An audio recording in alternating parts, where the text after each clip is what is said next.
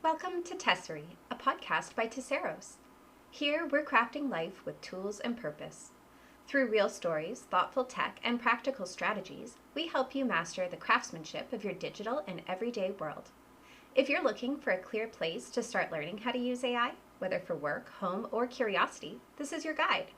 Along with building resilient systems and carving space for creativity, we explore where transformation begins, one intentional step at a time. Hello, thank you for joining me again.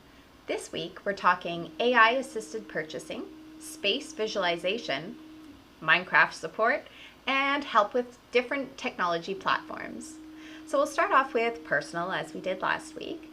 And what was happening is I was getting ChatGPT, and I've been doing this over a while, so this is a multi-month long chat I've had with it. Keep coming back to it.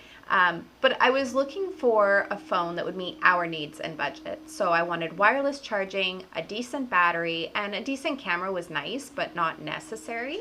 And I was hoping to stick within a really tight budget. Ideally, I actually would have flipped to a flip phone, except that there's so many things that require an app these days, like getting into our car and paying for parking. So it didn't seem worth the sacrifice to go old school with the tech. So we did have to adjust our budget a little bit. But ChatGPT was great because it was able to go out and find me the options that were going to best meet what I was looking for and be honest about where my budget was too tight versus what I get for more without kind of pushing extra on you. And then I'd go out, see what was there. Nothing matched what I was looking for yet. And then with Black Friday coming up, I was able to get it to do one last search and find what I was looking for. So that purchase is all done and off my radar, and that feels fantastic to be done with it. The next thing I used it for was space visualization. So we have a bi-level split type entryway. And for this question to ChatGPT, I took a picture of the area that I needed help with and then asked this question. This spot becomes our collection spot for all the backpacks when everyone gets home because we have a really small entryway. It's one of the, walk-in style. You've got a small landing and a very small closet, and then the stairs go up to the kitchen or down to the basement. And so this spot by my kitchen becomes the natural collection spot. And I'd like to be able to find a way to make it look tidy. Can you help me with some ideas on what that could look like? And it came through and it gave me a bunch of suggestions. And then as a follow-up, I was able to say, I haven't got to it yet, but one thing I would love to do is put up a monitor-sized touchscreen on the wall that is in this picture, and it would serve as our family calendar and home assistant dashboard. And so it gave me a bunch more information and then said, if you like, I can sketch a simple mock-up of your photo so you can see where the screen and hooks for backpacks could go. And so it did that for me, and it was perfect because as soon as I actually saw it in a picture, I was like, okay, yes, that is what I'm looking for. And so I will say it didn't get the scale quite right, so there's still some things that I know it's not going to fit the way it thought, but being able to have it generate a picture of my space, even just being close enough, made such a big difference to me to truly see what we were going to do.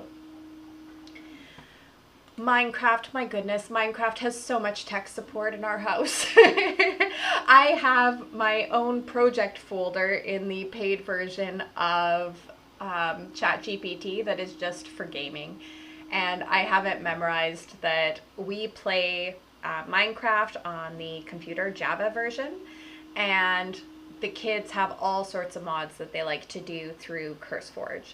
And so one of the things as we've been playing together is that we've been starting to learn how to use commands, and it's really exciting because you can override the world and clear the weather and change day to night and remove entities, which is creatures, players, it could be anything. And so with my almighty power of being able to use these wonderful commands, because that's what makes it really fun for me, the kids have been asking me to do more things, like they'll create too many creatures and need help removing them. But it's very important that you use your brackets correctly, because if you don't, you remove all living entities from the world, including your players. So we had a little bit of an accident. We were playing in creative and everybody got removed. And when we came back, we weren't in the original spot where we had built all of the houses. And we usually play over the LAN, local area network, in our house. And so the one computer was hosting it and I was logging in from mine. And so I was able to work through with ChatGPT to find and open log files in, well, I started on my computer. This was a ridiculous amount of troubleshooting, but then ended up going to the other computer and I was able to find the original teleportation coordinates. So I was able to bring us back. And in the meantime, while I was doing all of that research, they found these adorable cats that looked just like our cat at home and they named them. And so we teleported back to our original location. All is wonderful, except that the new pet cats aren't there. So back to ChatGPT. Luckily, because they had actually named the cats, I was able to teleport the cats to us.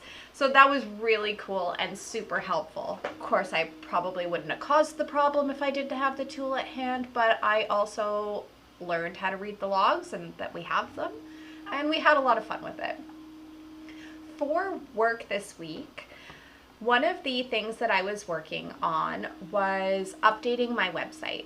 So with the Tessera podcast going live, I wanted to be able to move it from the coming soon section of my website onto its own tab.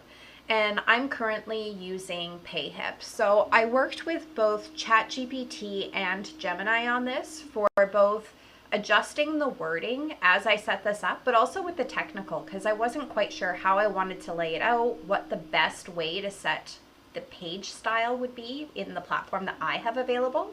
And so I could say in Payhip, do I kind of go with option A or option B, and what would that look like, and get it to kind of work through a couple of different options with me. And then it also suggested adding in a widget so that you could have one episode play directly from the website. And so it recommended a couple of different players. I went with Elfsife Podcast Player, and of course working in that site, which I've never been on before.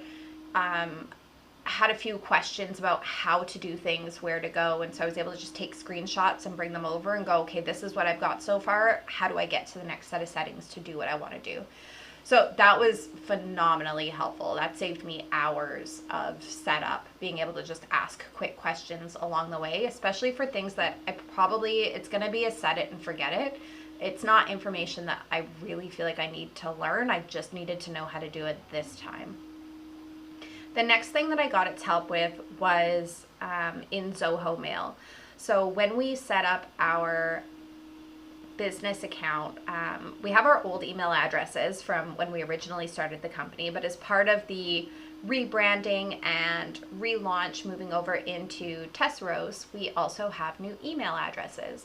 So I had set mine up quite a while ago just as an alias into my main mailbox as I was getting all of the corporate filings and everything set up and moved over, and wanted to get my husband's email address switched over too. So as I was setting up the alias in his email box so that they all just share one inbox, there was a note that had a checkbox and it said set his mailbox address, and I wasn't really sure what that meant. So I took a screenshot and I put that over into ChatGPT to ask exactly what it meant, and explained that I wanted to keep the old emails active but start using the new ones as the primary while we get all of our connections transferred over. And so it gave me the information, said, yes, you should check that. No, it's not a problem. Just means that that's your primary sender address now. And so I did have a follow-up question of, if I change that, is it going to change the login to the platform? And it confirmed that no, that won't happen. So I was able to check that off and get the emails all the way moved over. So another thing done. Next, we just got to get these signature blocks set one step at a time. Every week we get a little bit further. So we do our challenges for ourselves and we do our challenges to the community. And this week's mini challenge is to see your space differently. This week, choose one area of your home or digital life that feels cluttered, awkward, or messy. It could be a corner where your belongings collect, a closet you avoid, a digital spot like your inbox or your desktop. It Could be a tool you use every day but you don't really understand. So take a photo or a screenshot and ask your AI assistant 2 questions. Can you help me visualize a simpler, tidier version of this? And what is the smallest improvement I could make today that would help this space feel calmer? Try one of the suggestions this week and see how it changes the feel of the space.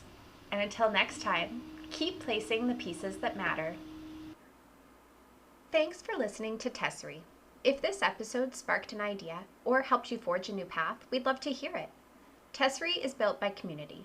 Send us your questions, feedback, or stories about how you're using AI and technology to simplify your life. Email us at hello@tesseros.com or leave a review on the app where you're listening right now. And if you know someone who's looking to craft their life a little bit differently, please share this episode with them. You can find all episodes, show notes, and extras at tesseros.com/tessera and subscribe through your preferred podcast app. Until next time, keep placing the pieces that matter.